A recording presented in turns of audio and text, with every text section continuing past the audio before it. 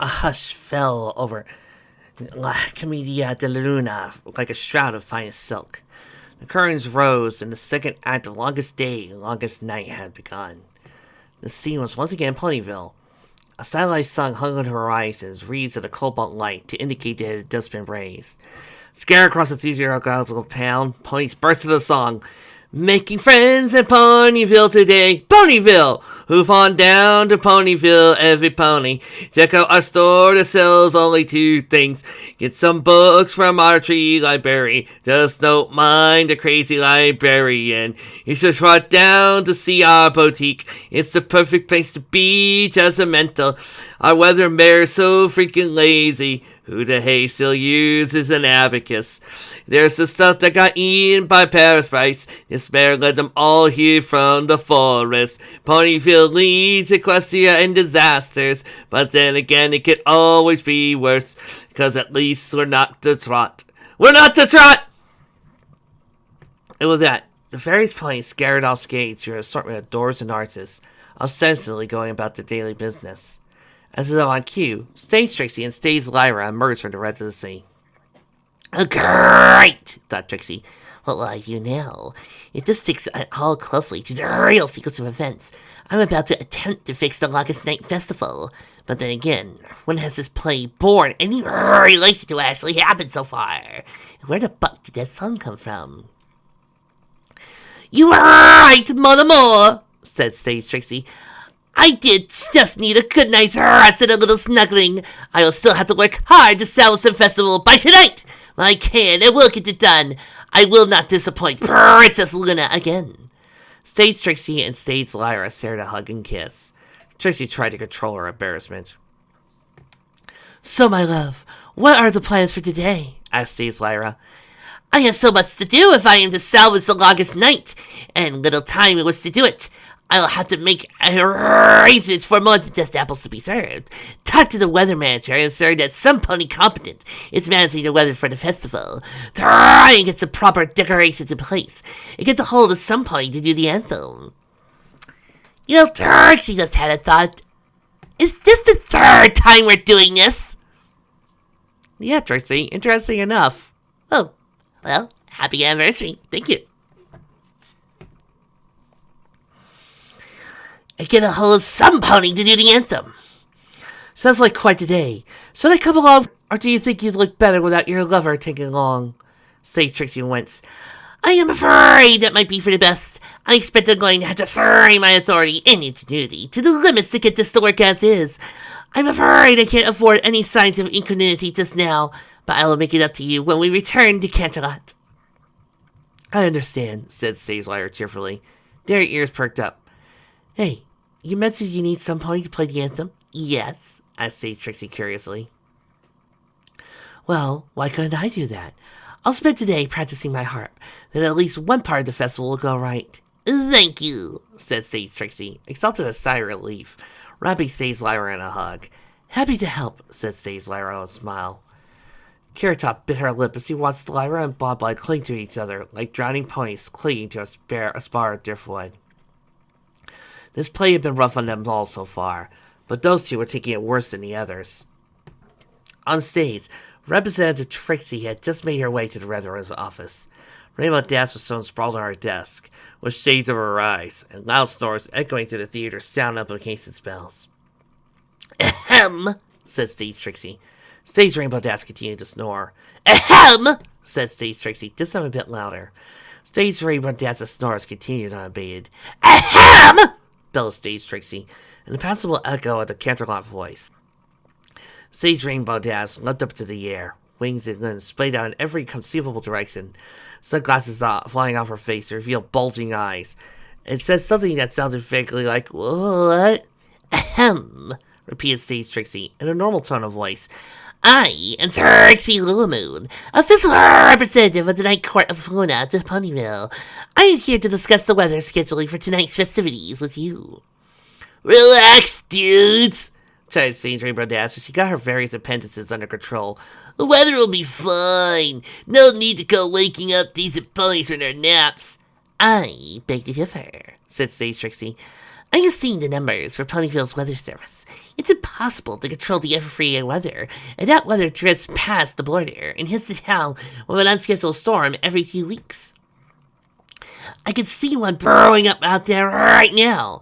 I would think that you would take this more seriously, if for no other reason than retaining your job. I cannot for the life of me imagine how you retained it thus far.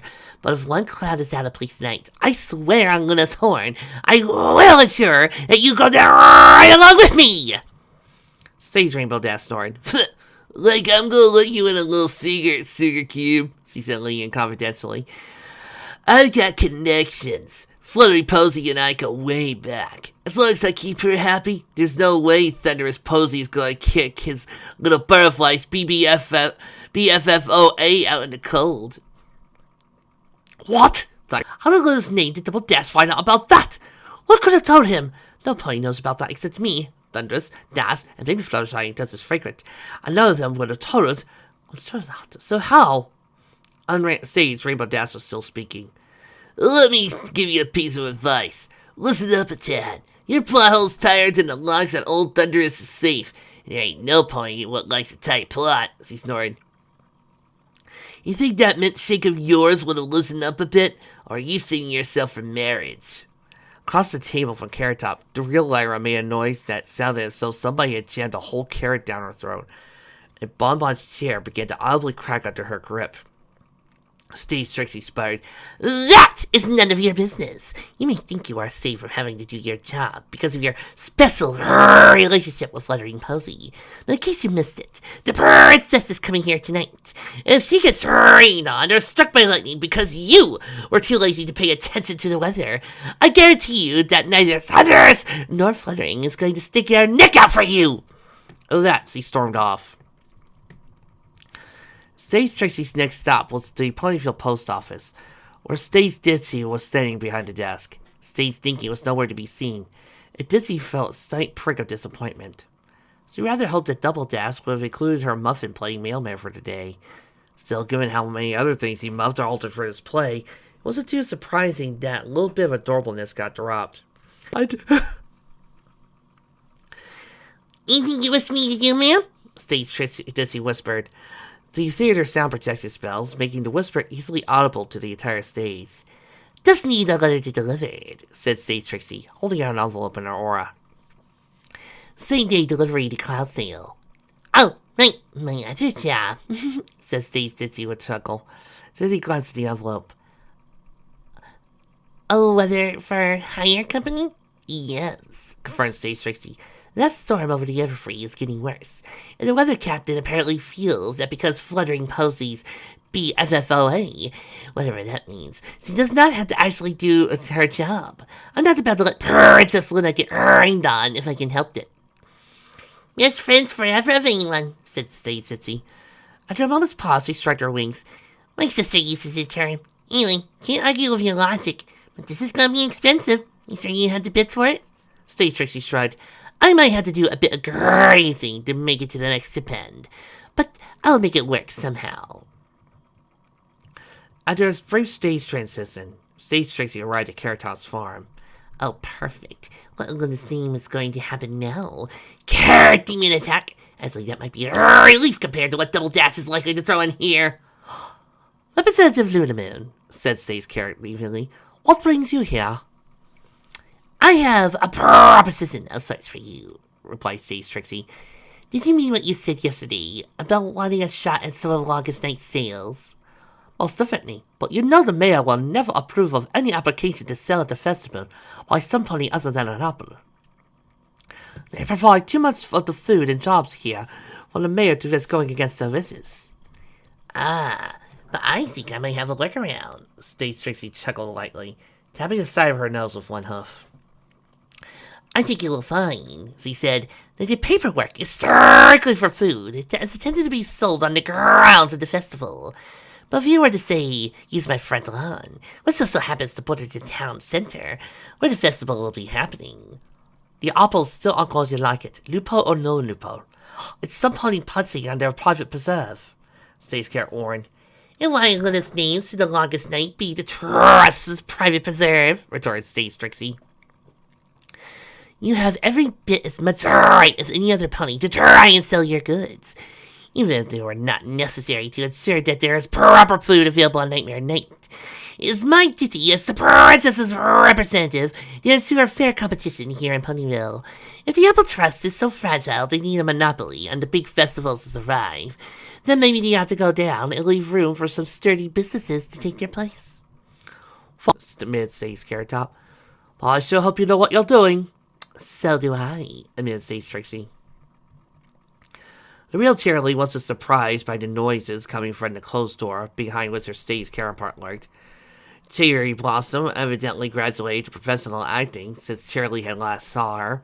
The mystery of why had been solved when she reread the program in more detail and noticed that Blossom was now married. No wonder she wanted to work at something a little less racy.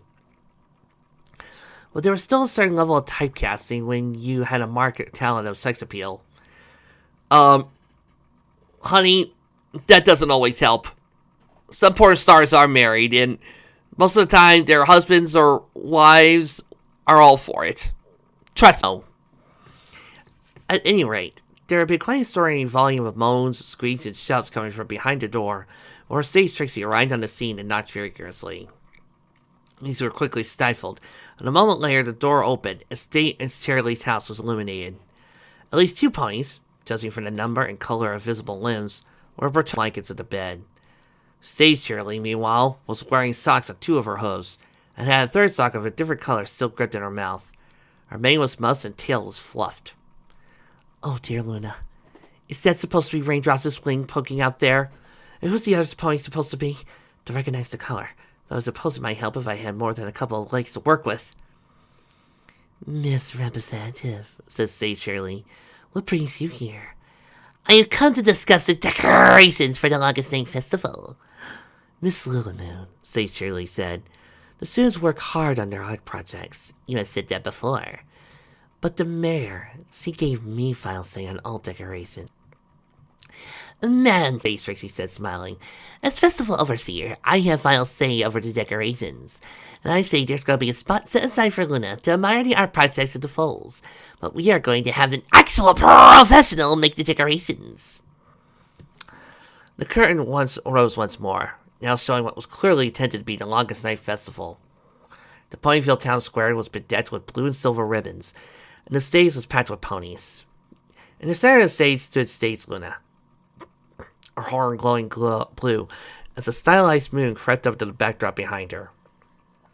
After a few moments, Stage Luna released her magic, and the moon hung in the sky, sparkling silver.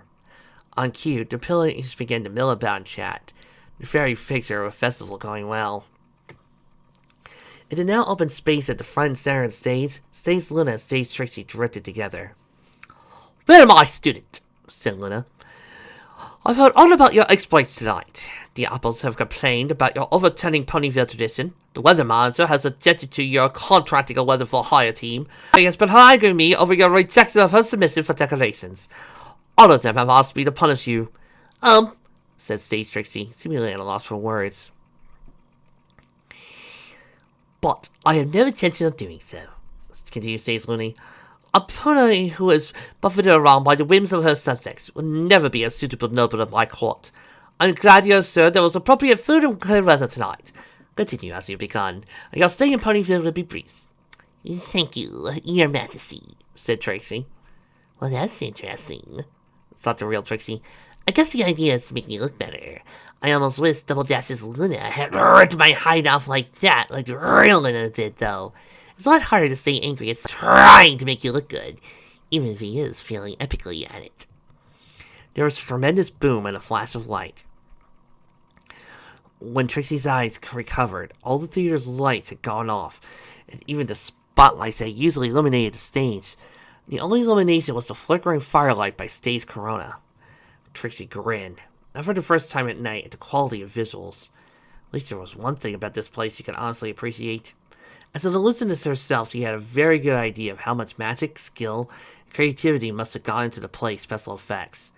She made a mental note to convey her compliments to the illusionist once the play was over. When Stage Corona spoke, her voice proved to have an odd echo to it. So multiple different ponies were reciting the same line. Synchronization was just slightly imperfect. Rejoice, little ponies! I have returned! The light has set me free, and I am set free! And though my false sister my rule has spurned, yet I am queen! Rejoice, every pony! Beneath my wings you'll find safety and peace, for not escape from the gaze of the sun, and all the monsters whose hunger won't cease will have nowhere to hide, nowhere to run. Bow to your queen and your lives will be spared, for I will be mistress of that which is mine. These are my ponies, my stallions and mares, my land, my cities, my crops, and my king. But if you should still turn out discord, know ye that death is still Trace's reward. With a flare to her wings, the halo of magic around her horns seemingly almost black in the flickering orange light. Corona, I don't know how you escaped, and in truth, I don't really care. But must we do this again? Can you not remember what was once, what can be again if you give up this madness? The day could be yours again, as it was when you were content to stand equal with me.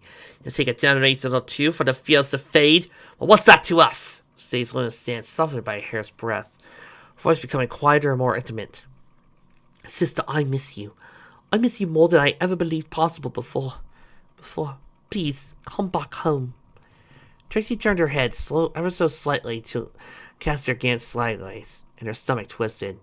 For all the expression the real Princess Luna now displayed, she might have hewn from hapless lazuli. Except for her eyes, those glistened with tears the princess could not allow herself to shed. After all, she's a princess, and the princess can have feelings, doubts, or feel pity. It doesn't matter that Celestia was her sister, that they ruled together for Luna knows how long. Well, Luna and Celestia and a few other immortals, if you want to get technical about it. Or that Luna still blames herself for not heading off Celestia's fall into Corona in the first place. No, Corona is a monster, and Heroine doesn't feel sorry for monsters. She just smites them and runs along, secure in the knowledge that she has vanquished the evil. Wow, I didn't know my inner monologue was this sarcastic. Stays Corona's story and paw the ground. Sister, I tired of thy follies and jests. I am the elder and I am the son. Equestria 'tis mine to rule and to run. Though from my grasp thou seekest to rest, the night is thine, I have never denied. But night must still yield to the light of day. Kneel, the night shall be play. Then thou must let thy rebellion subside. For I will be mistress for which is mine. All is mine that lies under the sun. These are my ponies, my stallions and mares, my land, my cities, my crossing keen. I am queen, and there can only be one. The solar throne cannot be two shared. So be it, said Stace Luna sadly. Golden and cobalt auras flashed as the two fox alicorns leapt into battle. Tracy glanced onto the side, flashing flames reflecting off on blinking eyes as the princess watched her doppelganger and that of her sister chase each other back and forth across the stage. Tracy turned her gaze back to the stage, then decided to see Ditsy leap out of the crowd and dash at the stage Corona. There was a metallic flash, and stage Corona howled as her golden telekinesis sent stage Trace Ditsy flying. In stage Ditsy's wake, a line of red could be seen on the stage Corona's flank, nearly bisecting her cutie mark. Stage Corona, Traitor! Thou hast brought thy queen pain! Thou shalt get to do it again! Stage Corona hurled a blast of golden light at stage Ditsy, but a cobalt blast knocked to the side to splash against the building. Run, my shadow! yelled Stage Luna. This fight's beyond you! Stage Ditsy nodded her head and disappeared off stage. There was more flashes of light, and the two alicorns continued their duel. Tracy allowed her mind to wander a little. I wonder why you're dragging out so long.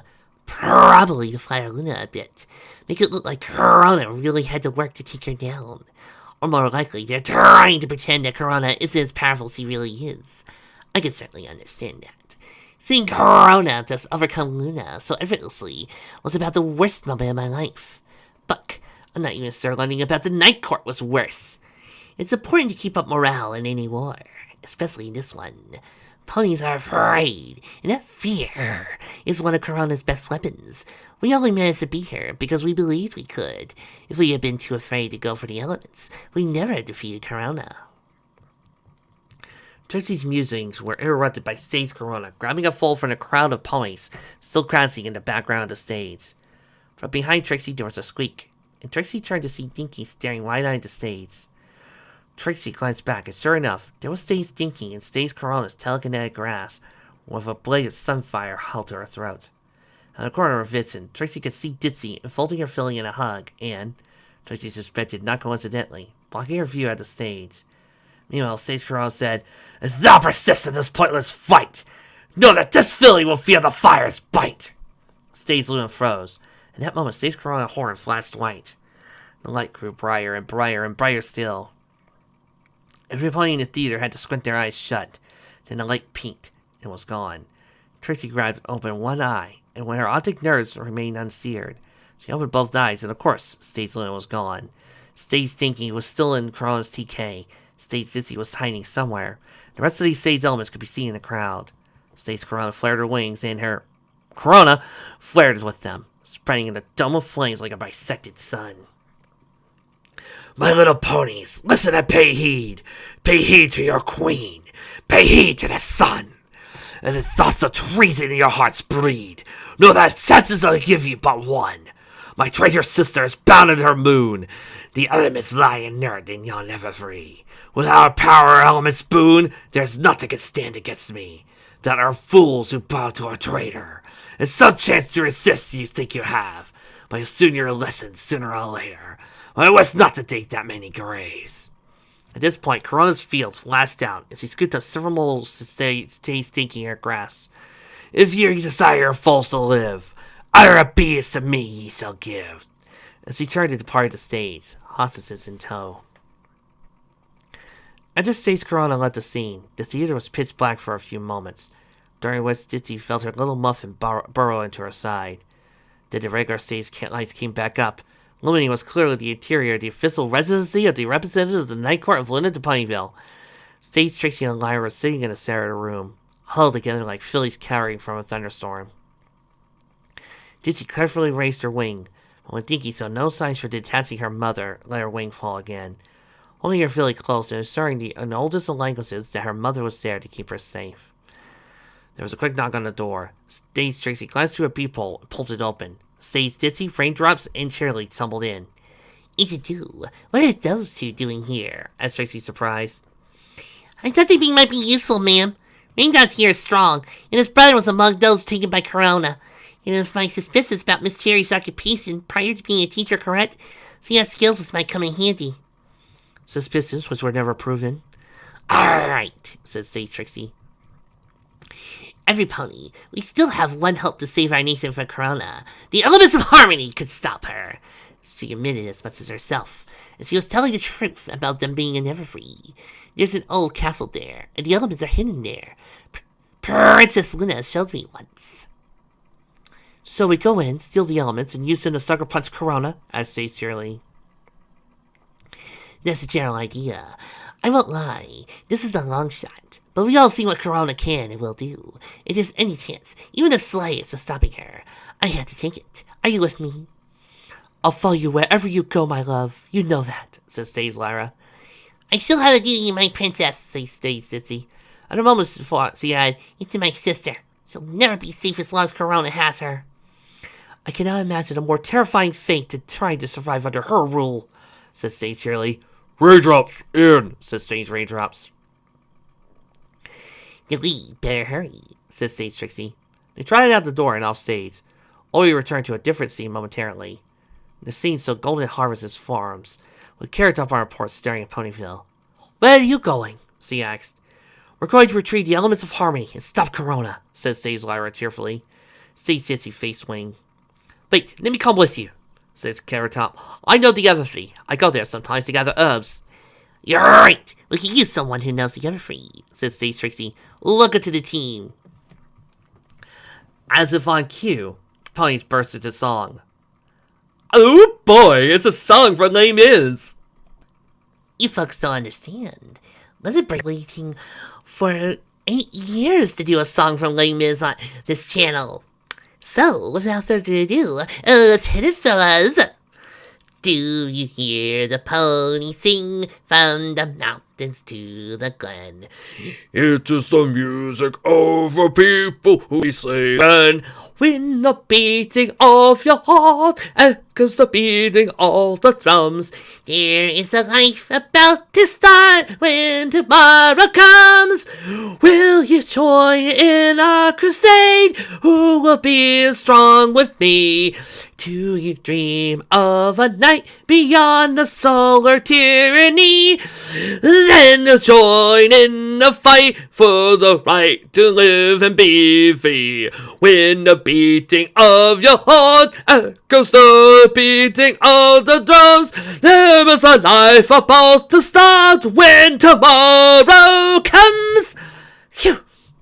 The following elements disappeared off stage, and the curtain fell for the second intermission.